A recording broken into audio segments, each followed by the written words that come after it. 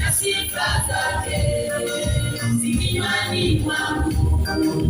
Tukuzeni Bwana wenye uhai na wenye pumzi, amsifu Bwana, nitamhimidi Bwana kila wakati, na sifa zake zinywani mwangu.